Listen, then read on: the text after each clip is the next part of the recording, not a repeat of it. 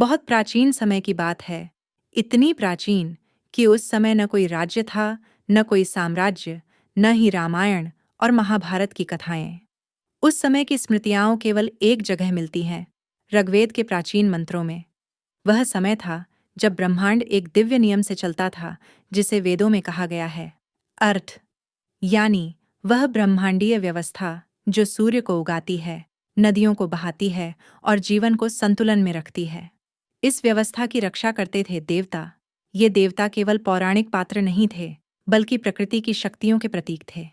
जैसे अग्नि, यज्ञ की अग्नि और ऊर्जा के देवता वरुण, जल और ब्रह्मांडीय नियम के रक्षक सूर्य, प्रकाश और जीवन के स्रोत मरुत, तूफानों और वायु के देव।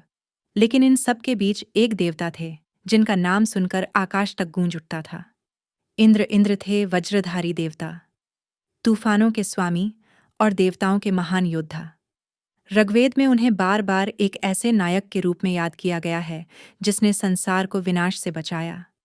ऋग्वेद में कहा गया है, इंद्र वृत्रम जघान वज्रेण महता। अर्थ, इंद्र ने अपने महान वज्र से वृत्र का वध किया। लेकिन यह युद्ध कैसे शुरू हुआ? यह कहानी केवल एक युद्ध की नहीं, बल्कि संपूर्ण सृष्टि को बचाने वाली घटना की कहानी है। ऋग्वेद के मंत्रों में जिस दैत्य का वर्णन मिलता है, उसका नाम है वृत्र। वृत्र शब्द का अर्थ ही होता है जो रोक ले, जो ढंक ले। वेदों में उसे कई बार अहि यानी विशाल सर्प भी कहा गया है। लेकिन वृत्र केवल एक साधारण दैत्य नहीं था। उसके पास इतनी शक्ति थी कि वह स्वयं प्रकृति की व्यवस्था को चुनौती दे सकता था, और उसने वही किया। वृत्र ने आकाश के जल को बंद कर दिया। नदियां बहना बंद हो गईं, धरती पर सूखा फैलने लगा। नदियां जो कभी जीवन देती थीं, अब केवल पत्थरों की सूखी धाराएं बन चुकी थीं। आकाश में बादल तो थे, लेकिन वर्षा नहीं होती थी। जैसे किसी ने प्रकृति की सांस रोक दी हो। देवताओं की सभा बुलाई गई। वरुण, जो जल के देवता थे, मौन खड़े थे, क्योंकि उनके ही जल को वृत्र ने बंद कर दिया था। मरुत देवता, जो तूफानों के स्वामी थे, युद्ध के लिए तैयार थे, लेकिन वे जानते थे कि यह शत्रु बहुत शक्तिशाली है। वृत्र ने पर्वतों और आकाश के बीच जल को ऐसे जकड़ लिया था कि कोई देवता उसे मुक्त नहीं कर पा रहा था।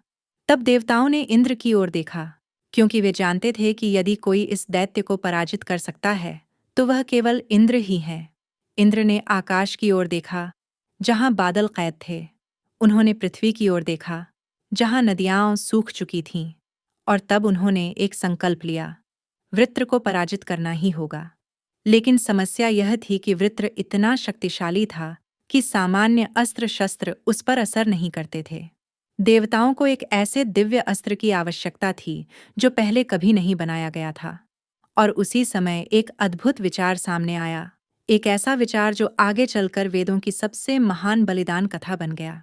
अगली कड़ी में हम बात करेंगे महर्षि दधीचि के अद्भुत बलिदान की, और ऐसे ही रोचक और रहस्यमयी कथाओं के लिए इस चैनल को लाइक, शेयर और सबसे ज़रूरी सब्सक्राइब करना ना भूलिए।